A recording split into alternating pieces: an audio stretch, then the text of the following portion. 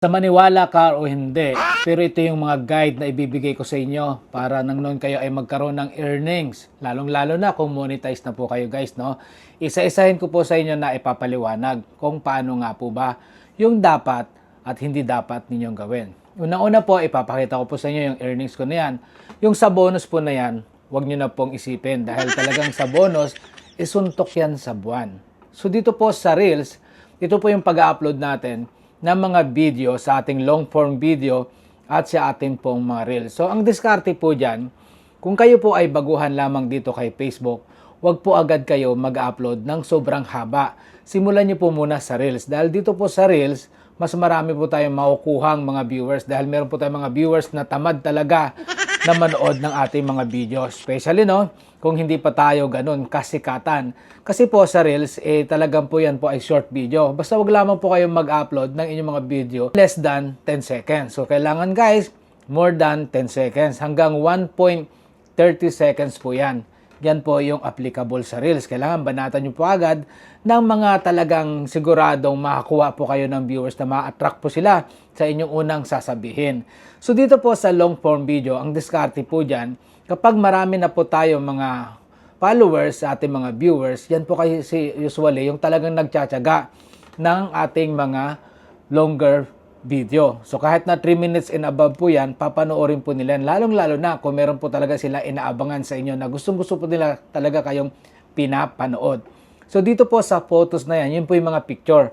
Kapag tayo po kasi ay monetize na, dyan po sa mga picture po na yan, lahat po ng picture ng ating pong ina-upload, gandahan nyo lamang po. Kailangan magandang resolution.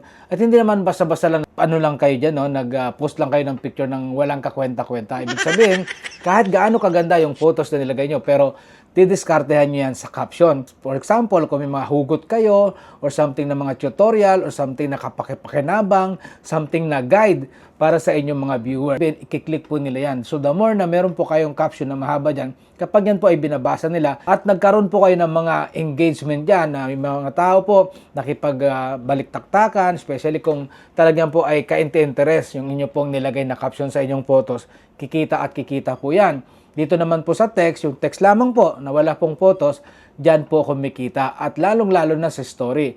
So guys, yan po yung mga paraan na pwede po kayong kumita dito kay Facebook. Basta consistent lang po kayo sa pag-upload. It doesn't matter kung yan po ay cents. Tandaan nyo po, yung cents mo na yan, everyday mo yan na magkakaroon ka ng cents, $1, $1, in the end of the month, malaki na po yan. Pwede na po kayo magkaroon ng $50 or $100.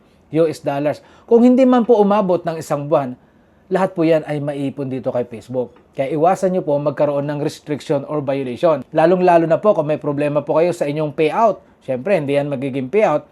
At lastly, sa inyong pong tax na hindi po kayo nag-update. Dahil ngayon pong January 2026, kung nakatanggap na po kayo ng notification to update your TIN or your tax information, kailangan nyo na pong i-update yan. Dahil nako, sigurado po, magkakaroon po kayo ng problema sa inyong payout. So sa buhay guys, kailangan ngayon 2026, i-update na rin po natin yung ating mga maling ginagawa noong 2025. Para po tayo ay umusad, well, kailangan mag-isip-isip ka naman na kung paano mo pagagandahin ang buhay mo ngayong taong 2026. Wala pong ibang magbabago sa buhay natin kundi tayo mismo, sarili natin. Huwag na po tayong umasa sa iba.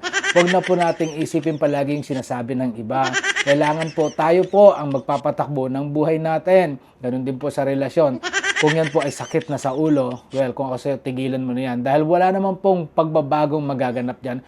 Yun at yun at yun at yun lang din hanggang sa huli. Tandaan nyo po, minsan na po kayo nagpatawad, it doesn't mean na paulit-ulit nyo po silang patatawarin. Sorry, forgiveness is okay. Pero wag nyo pong kakalimutan yung mga ginawa sa inyo na wag nang gagawin pa. So ano pang hinihintay nyo guys? Bumalik lang po kayo dito kay Nutnut Palabra dahil dito marami po kayong matututunan. Especially doon sa ating mga baguhan. Bye!